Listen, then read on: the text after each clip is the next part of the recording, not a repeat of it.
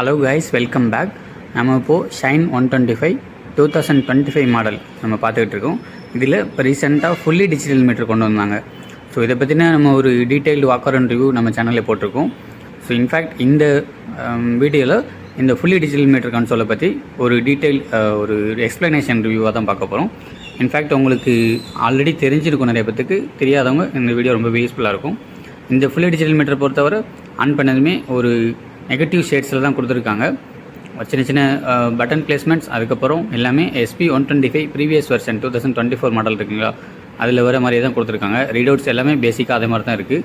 Right hand சைடில் ISS சுவிட்சுமே கொடுத்துருக்காங்க. So நம்ம இப்போ ஸ்க்ரீனில் பார்க்குற மாதிரி ஃபுல்லி டிஜிட்டல் மீட்டர் இருக்குது. ஆன் பண்ணிட்டோம். பிளாக் கலர்லேயும் ஒயிட் கலர்லேயும், பிளாக் அண்ட் ஒயிட் கிட்டத்தட்ட இருக்க மாதிரியான ஒரு ஆப்ஷனில் கொடுத்துருக்காங்க. இந்த மீட்டர் கன்சோலை பொறுத்தவரை உங்களுக்கு எடுத்தோடனே சைட் ஸ்டாண்ட் இண்டிகேட்டர், அப்புறம் வந்துட்டு நியூட்ரல் கியர் பொசிஷன் இண்டிகேட்டருமே கொடுத்துருக்காங்க. நியூட்ரல் வந்துட்டு 2 இடத்துல கொடுத்துருக்காங்க. என்னென்னு ஒரு க்ரீன் கலரில் காமிக்குது, அதுக்கப்புறம் கியர் பொசிஷன் இண்டிகேட்டர். ஸோ ஷைனில் வந்துட்டு 5 speed of manual gear box இருக்குது. இப்போ நீங்கள் ஸ்க்ரீனில் பார்ப்பீங்க, செகண்ட் கியரில் இருக்குது, ஃபஸ்ட் கியரில் இருக்குது, அப்புறம் நியூட்ரல்.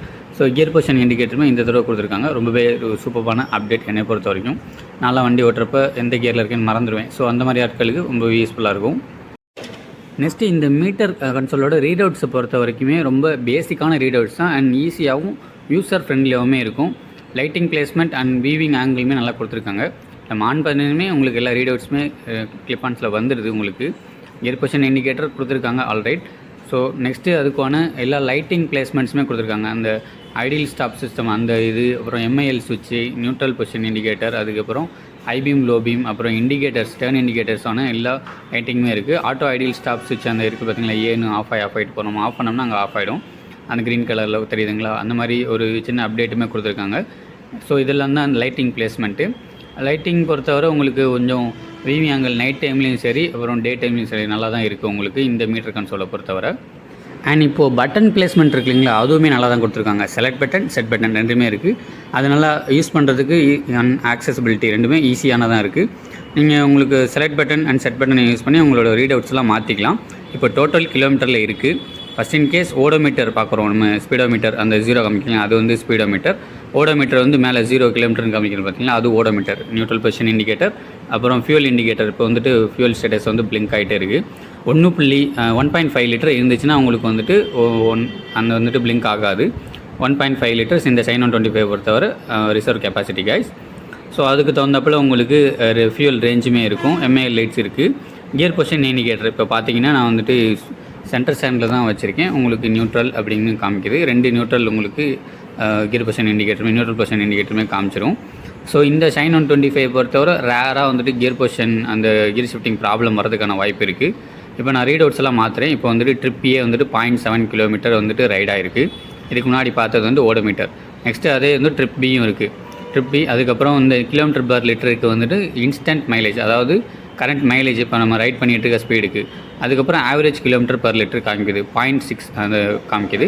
நெக்ஸ்ட் வந்துட்டு riding range, overall riding range எவ்வளோ ஃபியூல் இருக்கோ அதுக்கு தகுந்தாப்பில் உங்களுக்கு எவ்வளோ ரைடிங் ரேஞ்சுன்னு காமிக்கும்.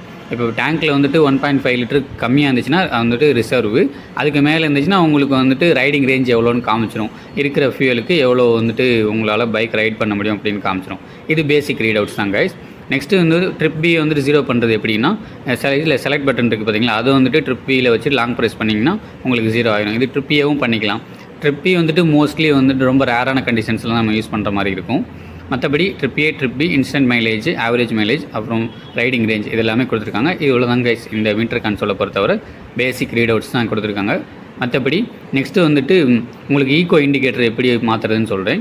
செலக்ட் பட்டன், செட் பட்டன் ரெண்டுமே லாங் ப்ரெஸ் 1 or 2 செகண்ட்ஸ் பண்ணிங்கன்னா உங்களுக்கு மேலே பிளிங்க் ஆகிடும் பார்த்தீங்களா, அந்த வந்துட்டு ஈகோ இண்டிகேட்டர் க்ரீன் கலரில் காமிக்குது. இதை வந்துட்டு ஆனோ இல்லை ஆஃபோ பண்ணிக்கலாம். மேக்ஸிமம் 30 கிலோமீட்டர்லேருந்து 62 கிலோமீட்டர் வரை உங்களோட ரைடிங் ரேஞ்ச் வந்துட்டு எக்கானமிக்கல் ஸ்பீட் லிமிட்ஸில் இருந்துச்சுன்னா அந்த க்ரீன் கலரில் ஏறிங்க கைஸ். ஸோ இதோட மைலேஜுமே 65 கிலோமீட்டர் பர் லிட்டர் தரும் அந்த ஈகோனாமிக் ஸ்பீட்ஸில் ஓட்டினீங்கன்னா.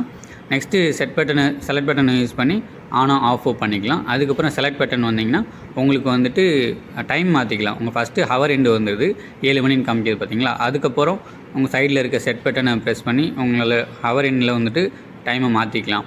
இப்போ 6 மணி 7 மணி ஆகுதோ இல்லை 10 மணி ஆகுதோ அந்த மாதிரி உங்களுக்கு எந்த டைம் கரெக்டாக வரைக்கும் காமிச்சிக்கலாம், செட் பண்ணிக்கலாம். நெக்ஸ்ட்டு வந்துட்டு செலக்ட் பட்டனை மாற்றி உங்களுக்கு மினிட்ஸ் எண்டையும் மாற்றிக்கலாம். இப்போ 11:35 அந்த மாதிரி இருக்குதுன்னா அந்த மாதிரி செட் பண்ணிக்கலாம் கைஸ். ஸோ இது வந்துட்டு ரொம்ப யூசர் ஃப்ரெண்ட்லியாக தான் இருக்குது இந்த மீட்டர் கன்சோலை பொறுத்தவரை. SP125 2023 மாடல், அதுக்கு 2024 மாடல் அந்த மாதிரி வச்சுருக்க யூசர்ஸுக்கு இது ஆல்ரெடி தெரிஞ்ச விஷயந்தான். ஸோ இவ்வளோ தான். ஸோ இந்த set button, select button long press பண்ணி உங்களால் ஸோ உங்களுக்கு இந்த ஈகோ இண்டிகேட்டர், அதுக்கப்புறம் டைம் இதை வந்து ப்ரெஸ் பண்ணி சேஞ்ச் பண்ணிக்கலாம். மற்றபடி பிரைட்னஸ் செட்டிங்ஸோ இல்லை வந்துட்டு RPM இண்டிகேட்டரோ அந்த மாதிரியான எந்த விஷயமுமே இந்த மீட்டர் கன்சோலில் கிடையாது. ஸோ இது வந்துட்டு பிரைட்னஸை பொறுத்தவரை நம்ம டே டைம்லேயும் வந்து ஒரு பிளாக் அண்ட் ஒயிட்டில் அந்த விசிபிலிட்டி இருக்கும். நைட் டைம்லையும் ஓரளவுக்கு பேக்லைட் கண்ணுக்கு வந்துட்டு பாதிப்பு இல்லாதபடி உங்களுக்கு அந்த பேக்லைட் தீமும் இருக்கும். ஸோ அதுவும் நல்லது.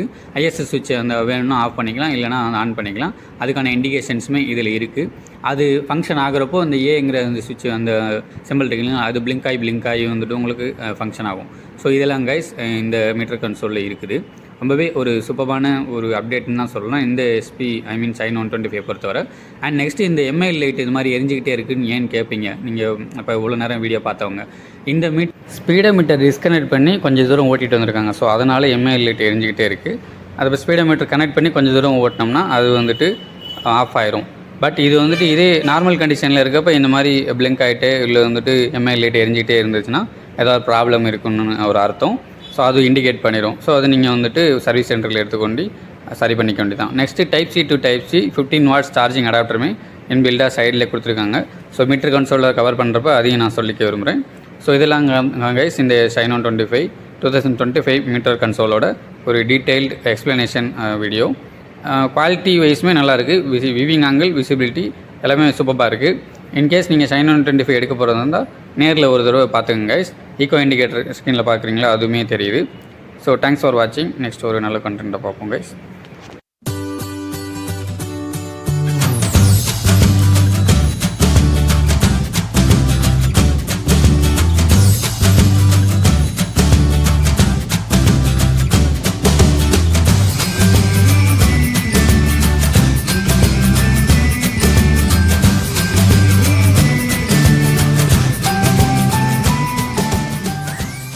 ஃபுல்லாக பார்த்துட்டு யூஸ்ஃபுல்லாக இருந்துச்சுன்னா நிறைய பேருக்கு ஷேர் பண்ணுங்கள். நம்ம சேனலை புதுசாக பார்க்குறவங்க சப்ஸ்கிரைப் பண்ணிவிட்டு ரெகுலர் நோட்டிஃபிகேஷனுக்கு பெல் பட்டன் அமைக்கி ஆளில் போட்டுருங்க.